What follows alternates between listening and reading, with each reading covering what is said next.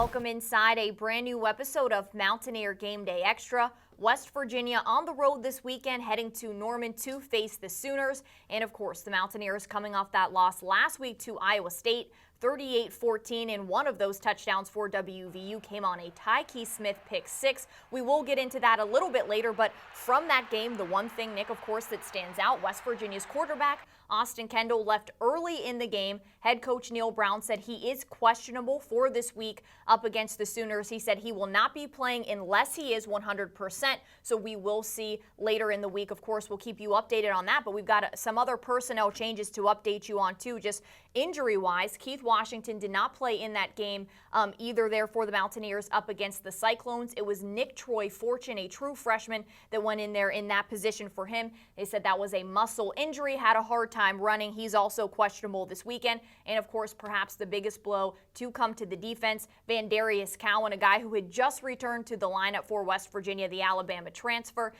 will be out for the rest of the season due to a knee injury. And then, of course, Nick, some other news to add on to that, some guys who could be redshirting or leaving the program. Yeah, you're right. So it seems like that injury list is just getting longer and longer every week, which it is, to the point where you're really digging into some depth here for WVU, and we knew depth was going to be an issue for this team. But you mentioned the guys who may redshirt. There's a couple of stories that have developed over the last few days that we need to discuss now. One of them is Martell Pettaway, a senior running back for WVU who has appeared in 4 games this season. He was, of course, most productive against Kansas when he scored 2 touchdowns in a Big 12 win for WVU. But the word from Neil Brown is that as long as West Virginia's running back group stays healthy, Pettaway will now redshirt this season. So Pettaway is a really unique situation because when he was a true freshman back in, I guess it was 2016, West Virginia, I believe that was the 10-win season for WVU, but either way, West Virginia had a lot of injuries in its running back room, and Pettaway was supposed to redshirt that season, but ended up playing in the last 3 games of the year, so burned that opportunity to redshirt, but now kind of has another chance, and it could be huge for WVU next year. You're going to lose Kennedy McCoy, who's also a senior this year, but West Virginia's running back group is very talented with Letty Brown and Alex Sinkfield, but to also have that veteran presence for another season in Pettaway could be huge for WVU. So it's something we're going to have to keep an eye on the rest of the year because it's going to require that both Sinkfield and Brown, as well as McCoy, they all have to stay healthy for the rest of the year. If that happens, Pettaway will redshirt, and we should note that Sinkfield is probable for this game. He sustained an injury late against Iowa State, but it's looking good for him, and that means it's looking good for Pettaway. The other story is Tevin Bush. He's a guy that has only played in 2 games this season, 22 total as a Mountaineer. He's a junior this year, but Tuesday, Coach Brown told us that Bush intends now to enter the transfer portal and is planning to, what Coach Brown said, is to get closer to home. He's a New Orleans, Louisiana native, likely to transfer after this season. So Bush was a guy early in the year, Angelica. He's a veteran guy with some experience. He's an electric player, a small guy, but can do a lot of different things. He has played some running back, played some slot receiver for WVU, scored a touchdown in the opener against James Madison, was a guy that we thought might fit into the mix in terms of West Virginia's receiving rotation, but that hasn't happened, and now halfway through the season, it's looking like Bush is heading out the door. Yeah, talking about Martell Pettaway, I mean, West Virginia's run game has been something that it started off very poor to start the season. Then things got a little bit better, but it seems to be back to that place to where West Virginia can't really get anything going on the ground. So when we talk about Martell, if you can't really get things going with Kennedy McCoy or Letty Brown, you know, Coach Brown, of course, you want to win some games here this season, but a lot of it is in the next couple of years, West Virginia does have potential with some personnel. That includes Martell Pettaway to be a really good program. When you look at all the inexperience that's out there on the field right now for the Mountaineers, guys who are having to step up and make some big plays, fill some key roles, Martell Pettaway redshirting and becoming back only, shows that West Virginia could have, be building upon some things here in the future. Certainly hate to see him leave, but like Coach Brown had said, or I shouldn't say leave, hate to see him not be able to play this season, but like Coach Brown said, he hasn't had the type of start to the season that Martell wanted, also didn't have the type of start to the season that the West Virginia coaching staff wanted as well.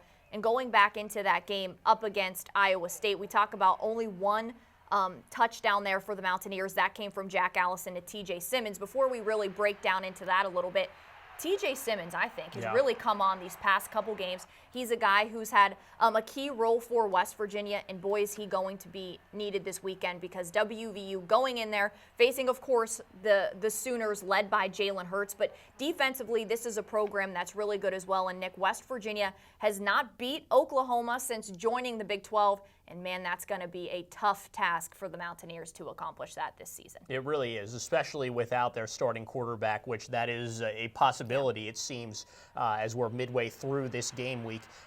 Let's take a look at that scenario really quickly. We touched on it at the beginning of the show. Just to recap, Austin Kendall injured during the first possession of the game against Iowa State, knocked him out of the game. We later learned he had a chest injury. He's questionable for the upcoming game against Oklahoma. Jack Allison replaced him, 18 for 24, about 170 yards, and that touchdown that you mentioned to TJ Simmons. But the real issue for WVU is while it was tied at 14-all at halftime, West Virginia's offense completely stalled out in the second half.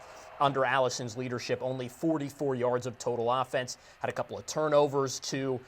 West Virginia just simply put couldn't get anything going on the ground. So now as we look forward to this week, there's a lot of intriguing scenarios, and Coach Brown touched on a couple of them during his weekly press conference, but the one that's very obvious is that Austin Kendall is potentially going back to Oklahoma to play against his former teammates and Lincoln Riley for the first time. But if he's not 100%, Coach Brown says he's not going to play. And if you look at it from West Virginia's perspective, I totally understand that there might be some desire from Kendall. We didn't get to talk to him this week, but so you would imagine, though, that he may want to go up against Oklahoma, his former team. But if he's not 100%, he's not going to go, and he probably shouldn't go because some of West Virginia's biggest games are still ahead of it, right? Oklahoma's got arguably the best team in the Big 12, just beat Texas last week, really solidifying its stance as a contender for the college football playoff, and Jalen Hurts is a guy that could be a Heisman finalist in just a couple of weeks here. West Virginia's got a couple of more home games to go. It's got maybe an easier schedule in November than it does during this brutal run in October, and so if Kendall can be ready for those games and help West Virginia win those games, that could be a better situation than throwing him up against maybe the best team, or probably the best team in the Big 12, and probably the best team that West Virginia is going to face all season in Oklahoma. So it's a scenario that we're going to be keeping an eye on. Coach Brown said that there's likely going to be a decision on Kendall made during game week before the team makes the trip to Oklahoma. So, of course, WVIllustrated.com will keep you posted on that storyline. In post-game, talking with Jack Allison and West Virginia's offensive coordinator, Matt Moore, they had said, obviously, you're not anticipating losing a guy to injury, but they had said last week they were very unprepared in the fact that Jack Allison had not taken any first-team reps. Now, of course, like we had heard on Tuesday, they had said the decision will be made midweek, and whoever they decide will be getting all of the first-team reps, so WVU's offense will be in a better position. Talking to some of the receivers as well, they said it was kind of hard because Jack Allison was a guy we hadn't really repped with much. We hadn't really passed with or had that connection with since, really the quarterback battle was ongoing back in the fall. So you definitely saw that hurt West Virginia's offense. But like we had said, the past couple games, even with Kendall in there, this team seemed to have a really great first half, and things really changed in the second half. Like Neil Brown had said after the game against Iowa State, he said, simply put, we just ran out of gas. It was the same thing defensively as well. We talk about with the young guys stepping up in there, but this is a team that cannot run out of gas this weekend, and it's got to start with plenty. And I think going in here, defensively, you look back to that game last year, West Virginia and Oklahoma played to 3 points here at Milan Puskar Stadium. What a way to end the regular season. But defensively, what a team and what an improvement it has been for the Sooners. I believe that they're in the top 5 in several defensive categories. If you look, last week had 9 sacks, 15 tackles for loss up against Texas. So regardless of who goes in there at quarterback next week for West Virginia, or this weekend, I should say, it's going to be a very, very tough test for West Virginia, and one to where potentially going against this offense, any more mistakes that this WVU team has are certainly going to be exposed. Now, one last thought from Neil Brown's press conference is that Jack Allison, Coach Brown says Jack Allison was the guy against Iowa State because the indication was that Allison was the guy that was most ready to lead the offense, the guy best prepared to try to give West Virginia a chance at victory after Kendall left the game after just one possession. But he didn't rule out, Angelica, during his press conference that there could be a little little bit more to the quarterback scenario this week. As you said, we're recording this on Tuesday. It premieres on Wednesday. As of right now, the reps haven't really been distributed yet. And so there is still a possibility that it could be somebody at some point other than Jack Allison. So again, a very interesting scenario to watch unfold here. It could be Kendall. It could be Allison. We maybe could even see some Trey Lowe getting some snaps. He did take some snaps against Iowa State. So, of course, we're going to bring you much more on this situation during the Neil Brown Show. A new episode premieres Friday at 5 p.m. on AT&T Sportsnet Pittsburgh, and also 9 a.m. on Saturday morning on your local Xtra station in West Virginia. We'll take you inside the Encova Insurance Coaches Corner to hear more from Coach Brown on the quarterback situation at WVU, the injury report, and the strategy of going into Oklahoma and taking on the best team in the Big 12. We now welcome in Brian Brinkley, the sports director at KFOR in Oklahoma. Brian, quarterback play has, of course, been the staple for this Oklahoma team in years past, but I don't want to get into Jalen Hurts right now. I want to focus on some other key parts of this Oklahoma offense. Top target for Hurts is CeeDee Lamb. He's got 28 catches for over 600 yards, and he leads the nation with 10 touchdown receptions. Had a great outing up against Texas. What have you seen from him that makes him such a threat in the pass game this season? Boy, he's got it all. I mean, he not that he's really bulked up even that much more, but he was really a skinny kind of guy when he first got to OU, and he's beefed up a little bit, but he's just athletically gifted. I mean, you saw it. I mean, Saturday against Texas is about as good an example of his talents as you can have. I mean, that flea flicker where he's just weaving through the Texas defense, a little bit of everything. He's got speed, he's got elusiveness, he's strong, he can push guys off. You saw several stiff arms and shedding tackles. He's just physically gifted, and I think he's a smart receiver. He knows, what he needs to do to get open and to get things done. And I think he's probably headed to being a first-team All-American and maybe a Biletnikoff winner. He's tremendous. And he's getting better. Seems like he's getting better, as his career goes on. When looking at Oklahoma's offense, of course, it's Hurts and the receivers that do get a lot of attention. But, Brian, there's a trio of guys that have been able to produce for this team in the ground game as well. Oh, no doubt. I think it's, there's not the big name back like a Joe Mixon or P. Ryan or, go back to Adrian Peterson and all the other great backs of the years. But Stevenson and Brooks and Sermon didn't even carry the ball Saturday against Texas, which blows my mind because he is something when he gets going. But those three are tremendous. I think it's it's not only an underrated part of OU's game, it's underused.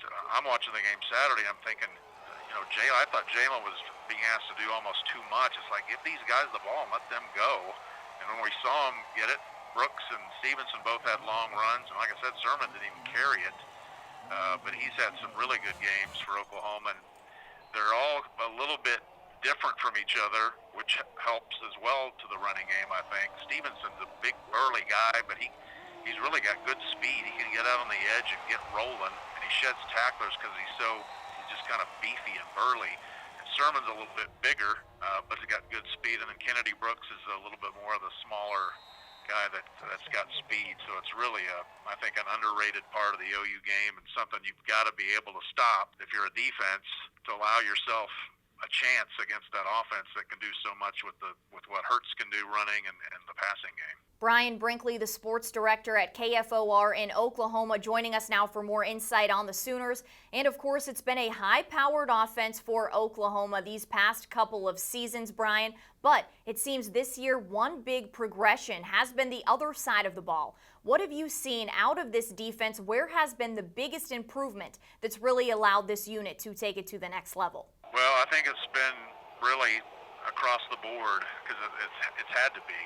And most of the credit there, has to go to Alex Grinch. He came in, he was no nonsense from the start last spring. And, from day one, was like, this is how we're going to do it. And he knew it was probably going to take some time and some reps to get that done. I think the biggest change I've seen is in the secondary. Secondary play has been so much better than it's been in recent years. It's just been a 180-degree turn. but it's been everybody. I mean, the pressure the defensive line got on Ellinger on Saturday, they tied a school record for sacks. I mean, we haven't seen that kind of pressure from OU's defensive line in a long time. And Kenneth Murray has stepped up to become, I think, the best defensive player in the Big 12. He was the preseason Big 12 Defensive Player of the Year, and he's kind of the defensive Jalen Hurts. He is just completely focused on getting OU to where he wants to get them to. And I think the other thing that's an aspect for him is all the criticism the defense has had in recent years. I think that's a big motivation factor for these guys, and especially him, because he's really the leader of that defense. All right, Brian, we appreciate the time and the insight on Oklahoma. We will have much more on this matchup coming your way this weekend. Mountaineer Game Day live from Norman begins at 10 a.m. and continues at 11 a.m. on AT&T Sportsnet. We will have our keys to the game. We will bring you more on the Oklahoma Sooners. And, of course, we will have the final word from the head coach, Neil Brown. And as always, a big thanks to our friends across town at the Varsity Club, catering services for MGD Xtra provided by the Varsity Club Sports Tavern of Morgantown. I had the Turkey Club this week.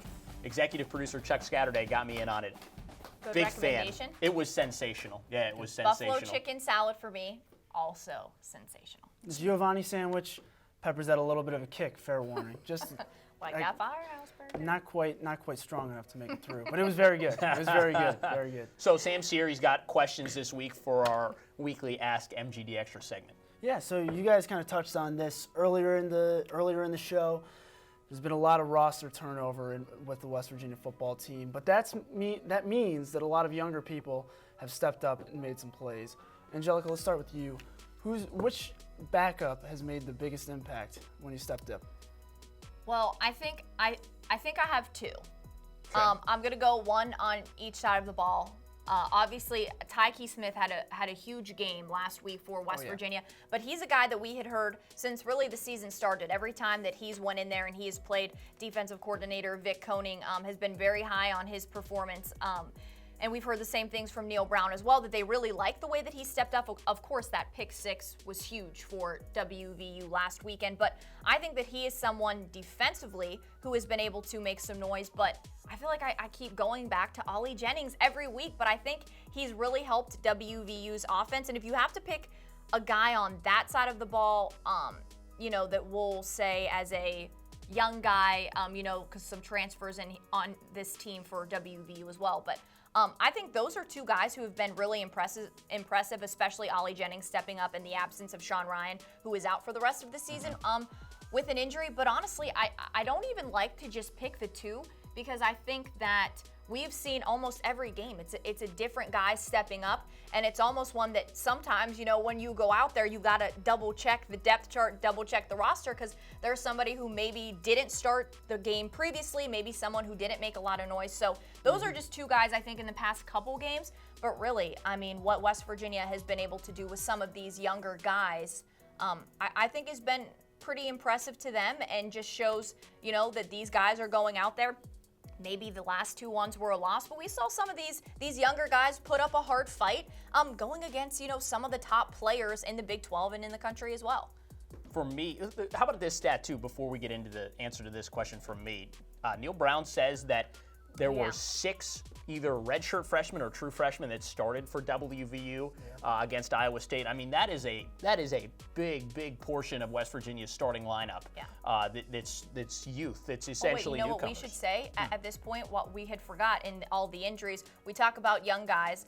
Nick Troy Fortune, one of those. Hakeem Bailey will be out for the first half of the game up against Oklahoma, targeting for Iowa State. So there will be another guy that we're going to see step up in there as well. That just came to me. Yeah, So Fortune started in place of Keith Washington. It was Tavion Mayo, a guy who is probably going to redshirt this season. Well, who knows what his status will be, because he's likely going to have to see some snaps in the first half against Oklahoma with Bailey suspended. But the guy that I was going to go for was Fortune. He had a really solid game against Iowa State. I think Coach Brown said he played 70 or 80 snaps, something like that, which is just an insane amount of snaps for a newcomer to play in a Big 12 game. So for me, it's probably Fortune, although Tyke Smith, I mean, the play that he made, the pick six, was just not just a great football play, but right place, right time as a true freshman to make that type of play. Pretty incredible. But look at this, though. Josh Norwood is a veteran guy in West Virginia's defensive secondary. If Keith Washington can't play and Hakeem Bailey is going to miss the first half, that means that we could see 4 freshman starters in West Virginia's defensive secondary. We mentioned Mayo and Fortune, plus Tyke Smith, plus Kerry Martin Jr. We could see him on the field in the first half as well. That is just a mind-blowing situation, I would imagine, for Vic Koenig to be in, trying to coach those guys.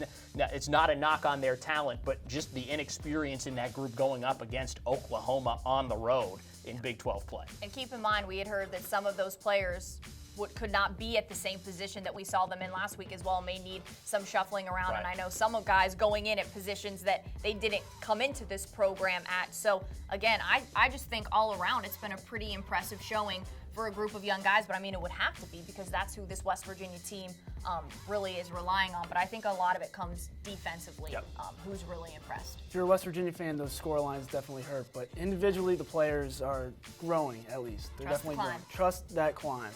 Now we're going to kind of transition a little bit over here to hoops. Okay. We got hoops started up last week with the gold blue debut. Who had the best performance, do you guys think? What did you guys see out of that? Well, one performance that really stuck out to me just from the get-go was Sean McNeil was popping off the threes, and he was making them. Another guy who we have heard a lot of great things about, but really saw as he had, I believe, a game-high 18 points was Taz Sherman. Yep. But what was interesting was the gray team won, and it had 4 double-digit scores, and that had most of the newcomers on there, so it's good to see those guys putting up a fight against the veterans. But of course, when we're talking veterans, it's like a group of sophomores here, for WVU coming in. But I thought that Sean McNeil and Taz Sherman played great, and of course, Oscar had a double-double. But it was really encouraging to see those guys get out there. The funniest part was Coach Huggins had said that Eric Martin was on the winning team, and people were asking him, or he was the coach of the winning team, and he's like, he was putting stuff in there that we had no idea. And Jermaine was the leader on that side, and he's like, hey, we're just doing what he tells us to do. But Hugs is like, hey, this is working. Maybe some new things that we'll put in this season. But I think for me, watching, just encouraging to see, especially after the season that West Virginia had last year, and that's how Huggins started off. He was like, hey, let's go out and do it a heck of a lot better than we did a season ago, and the Coliseum was right behind him on that one. To me, Angelica, Huggins is the guy that was most impressive because you'd think a 15-win season would maybe make it a little bit tougher to come back as a basketball coach, but a guy as experienced as Huggins, he just brushes it right off and says, hey, who cares about last year? Let's go win a championship. Those were his exact words to start this season. And I mean, if there's any reason to be excited about WVU beyond guys having experience, Oscar Tshiebwe could become a star, right? It's the fact that Huggins thinks that these guys are capable of competing for a Big 12 championship this year. But player-wise, Taz Sherman, definitely great to see that he was going, I think he was 4 for 6 from beyond the arc, maybe 18 points, which was a game high, very impressive. Oscar Tshiebwe, I saw him play in the Scott Brown Classic in Morgantown last spring, and also saw Miles McBride play in that game too. And watching both of those guys on the same team together, that was a little bit of an indication of what we're going to see. Really can't wait to see those guys, though, in real action in Big 12 play soon. It's one thing to see them put up those numbers in a scrimmage, but I really want to see what Oscar specifically can do when the regular season begins. And that's just around the corner. November 8th is the season opener. Our guy, Fran Fraschillo, has been pretty high on Deuce. Miles McBride said that he thinks he's going to be an impact player, so another guy to look out for as well. Speaking of impact players, you actually led right into my question perfectly. What a transition. Who is the impact player, impact newcomer for this season? Who do you think? For hoops. For hoops, Okay. yes, for hoops. I'll jump in on this. I mean, go I guess ahead. I assume we can't say Oscar because if we say Tshiebwe, I mean, he's probably going to be a starter. So I think that even though Oscar is a newcomer, I mean, he's probably in a different classification than freshman. I mean, especially if you compare him to somebody last year like Jordan McCabe. While McCabe came into his own late in the season, it did take him a while to get there. For me, it's maybe McNeil, I guess, or it could be Miles McBride. I mean, there really is a huge group of players, of newcomers on this WVU team this year, and any one of them could make an impact. But West Virginia in the last couple of seasons, at least, I mean, maybe you guys can tell me the answer to this. When was the last time that Huggins had a guy that he could just take off the bench, throw into a game, and pop some threes and be consistently able to make them. I mean, last year that when didn't John really Carter exist. came off the bench his Right. freshman year. So that's the Chase thing Connor. is when Stan Chase Connor. when West Virginia made its Sweet 16 runs back-to-back years with JC and Dax, I mean, those guys, Carter, especially when Carter was a senior, it was like if JC or Dax couldn't score, West Virginia's offense just really was going to struggle. So to have guys that can shoot from the perimeter, so I know I'm not really specifying one player. Maybe I'm specifying one trait. Guys that can shoot from the perimeter off the bench are what I'm most excited to see if that can come into fruition. Shooting ability is a newcomer, so yeah, right. Well, as Huggins, he'll agree with you on that. Yeah, and I think defensively too, that's something that we've heard that he had said that Press Virginia could be back in the way that it once was, but WVU, that these new guys coming in, Coach Huggins had said the one thing that has been impressive, not only the shooting from the perimeter, but they're doing a really good job guarding. They can defend as well. Saw a little. It's really hard to judge from what we saw in the Gold Blue debut. You know, but yeah, I think that all of the newcomers certainly will. I think that there are guys that we're going to see. Well, Jalen Bridges, the intention for him is to redshirt. He had a couple nice plays in that game as well. But I think everybody other than that, I think it's going to be a really fun hoop season, just really watching these guys. Can't wait. I can't wait for basketball season to be back. You know, one thing that I'm really disappointed about, just as a side note, is the fact that the Pitt game is on November 15th when we're going to be traveling to Kansas State. Now, that doesn't mean that we're not going to have coverage on WVIllustrated.com. We're going to have Sensational Sam Sensational Sam the man. Producer Jamie. Yes. Right, but it's just a bummer. I mean, that game was absolutely electric last year, and really, it was probably the high point of West Virginia's season. It was the last time we ever saw Sags Kanate suit up in gold and blue. He set the blocks record, broke Dior Fisher's record, and I believe matched a career high of his own. It was a great atmosphere. It's at Pitt this year, but we're going to be traveling to the Little Apple. To one-up that. That would be huge, wouldn't it? Yeah, triple-double from Oscar in the backyard brawl. No pressure, though. No pressure. Right. No pressure. We'll be okay. Let me throw in a little plug for our web, if you guys don't mind. Yeah, do it. Follow us on Facebook, the West Virginia Illustrated. Follow us on Twitter, at WV Illustrated. We'll have all of the latest news on the Mountaineers on our website, WVIllustrated.com. Stay with us. Nick and Angelica are going to be in Norman for the football game. Follow them on social media as well. You'll see their plugs all over the show, so don't worry about that. But yeah, follow us along on digital. We will be giving you the latest every single day of the week. So. Oh, don't forget women's soccer back at home this weekend as well. Men's soccer also home. Oh, yes.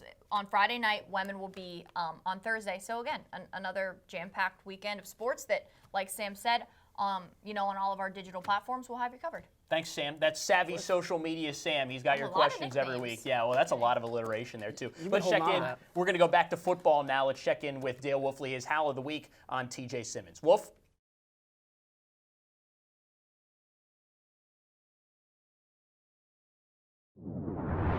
It's your MGD Extra Wolves. You know what it is, baby. Oh, yes, here we go. TJ Simmons, redshirt junior. Big day, career day for him. 7 receptions, 135 yards and a touchdown. Well, let's take a look at him. And by the way, let me just talk to you about his perimeter blocking has been outstanding, and he's led the way for the rest of the receivers to buy in and understand what it takes to get it done. Well, let's take a look here at 3 of his receptions right here. Okay, you're going to see he's going to do a cross to a seam right here. He's stepping out in a crossing route, and there he is right in the seam. Again, Texas was doing what? They were playing here 3 deep safety here. Okay, the big hole right there. Austin kind of knew where it was, so he gets the ball, right? So let's take a look here. The next shot. As we continue along here, you're going to see TJ do the same thing again, right?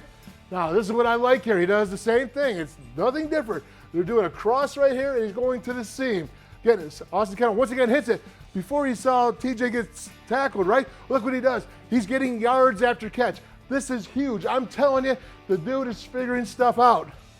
Now, this third play, and the last one here, again, you can see TJ right here. Okay, he's going to do a shallow cross, again, with Giovanni Haskins right here. So they're going to go ahead and cross. And again, what's he going to do? He's going to catch the ball. He's not just going to get the first down. He's going to go get the touchdown because he's getting yards after catch. It's a big deal. This is when I know a receiver's on top of his game. He's figuring stuff out. Right here. What are they, hand slapping? What's going on right there? Look at that. Hand slapping. Wow, you see that? Hand slap it. Are you kidding me? That's pretty good. Here we go. He gets the ball. Get in there. Get that as a break a tackle, break a tackle, break a tackle. Touchdown. Yes, TJ Simmons. That's big time. I'll tell you what.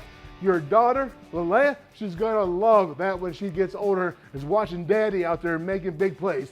And that, my friends, is your MGD Extra. Wolves, let me hear it, baby. Oh, boom.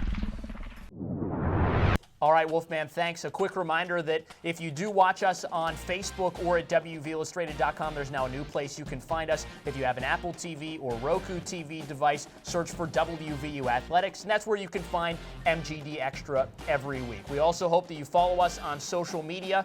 West Virginia Illustrated on Facebook, at WV Illustrated on Twitter, and of course, download the WV Illustrated app. As we mentioned earlier, we're making the trip to Norman for WVU versus Oklahoma, and we'll bring you coverage throughout the weekend.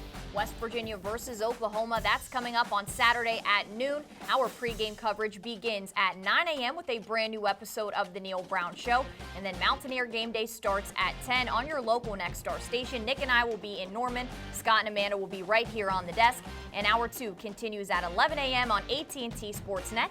And while we're talking about AT&T Sportsnet, we should add that the soccer game we mentioned a couple minutes ago, the WVU women hosting Oklahoma State on Thursday, that will be airing on AT&T Sportsnet as well at 7 p.m. So plenty of things to keep you entertained covering WVU sports. That's going to do it for us right here on Mountaineer Game Day Extra. We hope that you will join us next week, same time, same place.